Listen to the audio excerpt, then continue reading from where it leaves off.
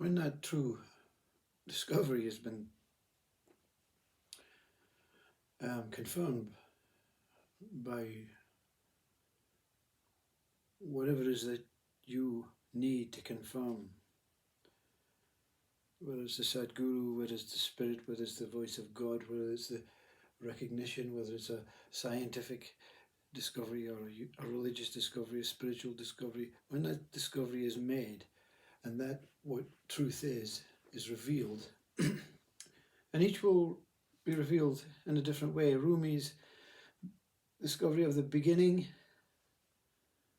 is the same discovery as a discovery of God speaking to you. There's a moment when you've reached something that there's no further point to go. There's no need to go any further because it's been confirmed.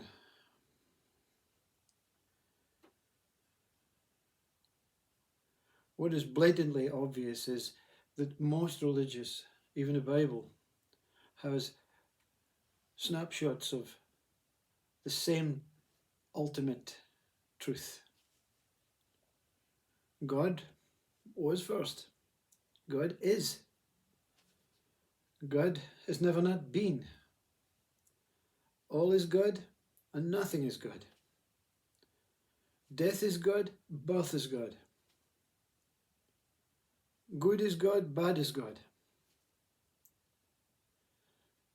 God creates all these opportunities in its own mind through many thoughts of what it wants to experience. It cannot experience everything. You cannot experience. This is the true reflection of God is your life. Can you actually have attention on every single thing? Can you be in every single place at one moment? If your body can't, and even your mind can't. Your mind cannot envisage being in every planet, in every universe, in every galaxy, in every body, in every car, in every boat, in every cloud in one moment. So God sifts it out. One at a time, please, one at a time. Makes up all as representations, exactly the same. Everyone's made exactly the same. But a different quality of thought from God, you are. And consciousness is on. Consciousness makes decisions on where you're going to go, how you're going to be, and where it's going to be. It's not someone up there saying this one's going to be a man. You just happen to be in that, like, go this way, that way, that way. You're like what Alan Watts describes as when the jar of ink is thrown, smashed against the wall. Each particle of ink takes different shapes. Some dry quickly, some run down to the bottom, some deflect off the wall and land on your t-shirt. It's just that's the lottery of where you are, who you are, where you're going to be. There's no, oh, this is going to be a man, he's going to have this purpose, this meaning. That's the way it is, and that's liberating and freeing to know. God is that one, divided into that I am. I, stable, towering penis. Am, beautiful, enshrouding, changing, temporary, moving consciousness, vagina. When you are here as one, you experience God. When you are here as one. The problem is, what is one? Well, one is when consciousness and I come together. And that can be done in pure meditation, or it can be done just by quietening the mind and into the present moment where there's no you, no I, no consciousness. You become the witness of just that, what is taking place, and there's no mind that can analyze, judge, summarize, share, give pictures on what is taking place, because it is overwhelmingly beautiful and joyful and loving. And that is God broken up into two, male and female, coming together as one to experience itself as one. You're a thought. I'm a thought. a thought bubble, but a beautiful thought. You think God comes up with nasty thoughts? There's only one thought. Give birth love. Give life pure. Give being the opportunity to experience on my behalf. God is so colossal it cannot experience, so it sends out its troops, its warriors to experience on its behalf. It tastes opposing states. It tastes either or, good and bad, this way, that way, inside, outside, up, down. All these states. But to come home, to recognize the fact, to recognize the purity, you have to become one. So we're all dual. We all have male and emotional tendencies. You cannot deny it, even if you're that staunch male. Oh, sometimes I feel beautiful, I feel loving, I feel as if in sex, both. There's no escape from it in that natural birthplace of God giving birth to life, you're giving birth to life, giving birth to God, giving birth to life, God giving birth to you, you giving birth to life, you giving birth to God. It's just a continual sperm count.